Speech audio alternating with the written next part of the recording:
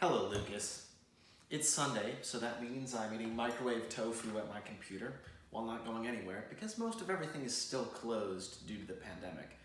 Things are starting to open up around here rather slowly, and some shops are operating at about half capacity as long as you wear a mask and keep your distance from other people.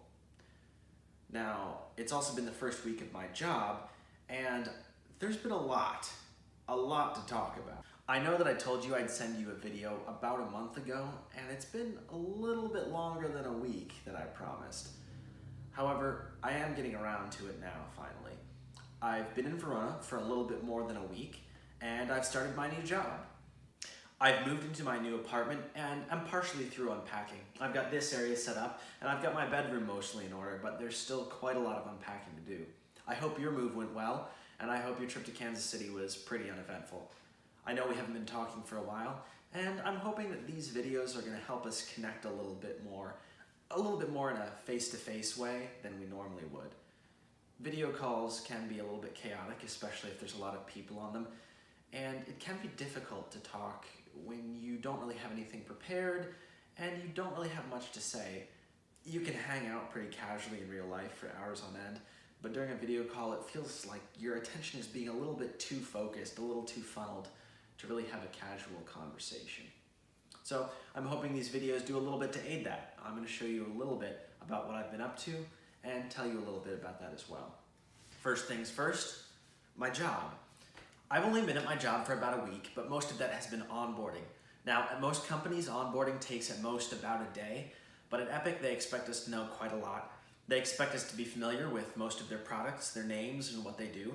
They expect us to be familiar with the privacy laws surrounding patient data, and they also want to tell us a little bit about how the company runs, how it works, and make sure we know everything that we need to know about our benefits.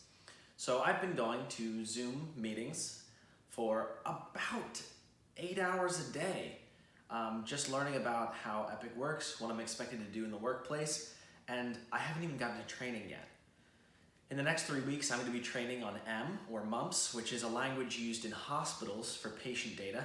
It was a language made in 1966, which seems very old, but hospitals have been using it for a long time, and it also is very lightweight, fast, and featureful.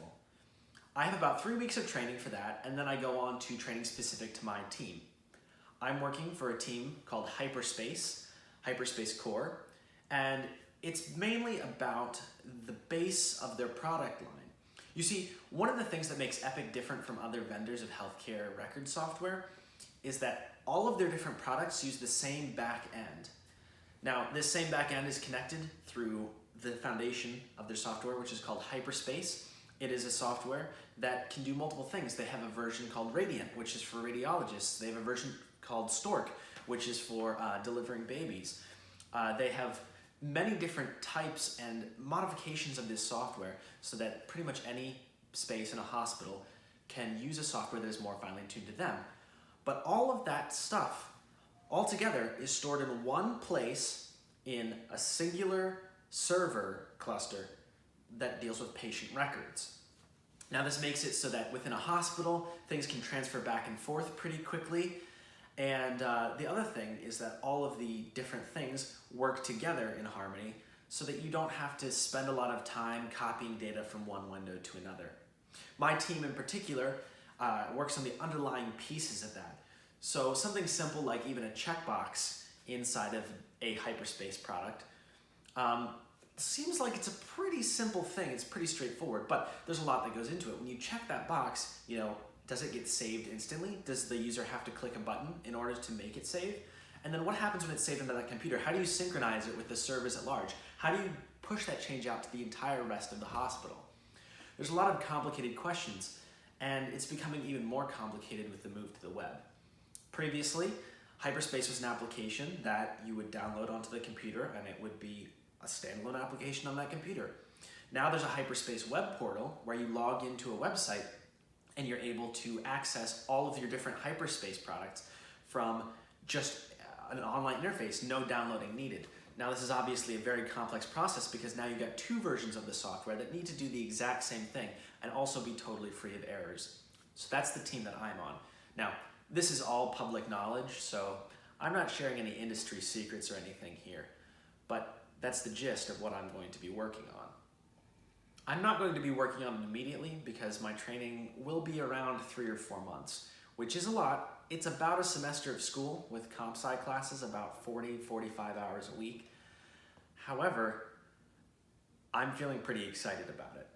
I feel like I'm going to learn a lot. I feel like there's a lot to know, and I feel like this is a place that's really going to put the time and effort into me that I want to improve my skills and just become that much better at this thing that I've grown to love doing.